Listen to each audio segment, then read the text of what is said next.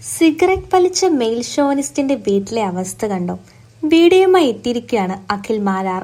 Big Boss Malayalam season 5 വിജയിയായിരുന്നു സംവിധായകൻ അഖിൽ മാരാർ. അഖിലും ഭാര്യ രാജലക്ഷ്മിയും മക്കളുമെല്ലാം സമൂഹ മാധ്യമങ്ങളിലൂടെ പ്രേക്ഷകർക്കും ഏറെ സുപരിചിതരാണ്.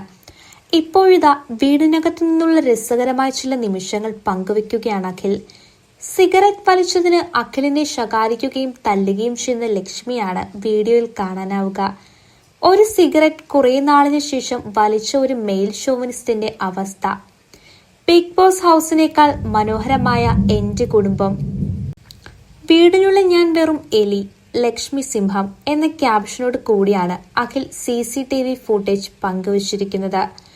മുൻപും അഖിൽ മാരാർ കുടുംബവുമായി സോഷ്യൽ മീഡിയയിലൂടെ ലൈവിൽ വന്നിരുന്നു.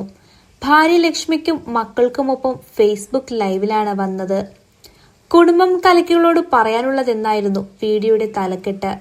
ഒരു യൂട്യൂബ് ചാനലിൽ വന്ന അഭിമുഖത്തിന് ശേഷം താൻ ലക്ഷ്മിയെ അപമാനിച്ച് സംസാരിക്കുന്നു, അവളെ ഭരിക്കുന്നു എന്ന തരത്തിൽ പ്രചാരണം നടക്കുന്നുണ്ടെന്നും എന്നാൽ താൻ എങ്ങനെയാണ് ഭാര്യയും മക്കളെയും സ്നേഹിക്കുന്നതെന്ന് അവർക്കറിയാമെന്നും മറ്റുള്ളവർ തന്റെ കുടുംബത്തിലെ കാര്യങ്ങളിൽ അഭിപ്രായം പറയാൻ വരേണ്ടെന്നും അഖിൽ മാരാർ അന്ന് പറഞ്ഞിരുന്നു. ഞങ്ങൾ ഇവിടെ സമാധാനത്തോടെയും സന്തോഷത്തോടെയും കഴിയുകയായിരുന്നു. അപ്പോഴാണ് ഞങ്ങൾ ഒരു ഇന്റർവ്യൂവിൽ പങ്കെടുത്തത്. മറ്റുള്ള കുടുംബങ്ങൾക്ക് സന്തോഷത്തോടെയും സമാധാനത്തോടെയും കഴിയുന്നത് കാണുമ്പോൾ ചൊറിച്ചിൽ വരുന്ന ചിലർ കമന്റ് ഇടുന്നു. ലക്ഷ്മിക്ക് ഞാൻ ബഹുമാനം കൊടുക്കുന്നില്ല എന്നാണ് ഇവർ പറയുന്നത്. എന്നെ വെറുക്കുന്നവരും എന്റെ ഫാൻസും തമ്മിൽ ഇതിന്റെ പേരിൽ തല്ലാണ്. എന്റെ ഹേറ്റേഴ്സ് ഇപ്പോൾ എന്റെ ഭാര്യയുടെ ഫാൻസാണ് എന്നാണ് അഖിൽ മാരാർ പറഞ്ഞത്.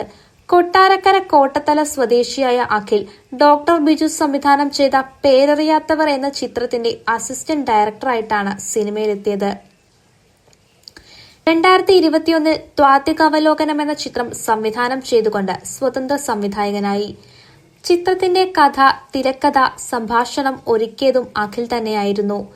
ജോജു ജോർജ്, നിരഞ്ജന, ഷമി തിലകൻ എന്നിവരായിരുന്നു ചിത്രത്തിലെ പ്രധാന താരങ്ങൾ. ലിഫ്റ്റ്, ബിസൈഡ്സ് എന്നിങ്ങനെ 2 ഷോർട്ട് ഫിലിമുകളും അഖിൽ സംവിധാനം ചെയ്തിട്ടുണ്ട്.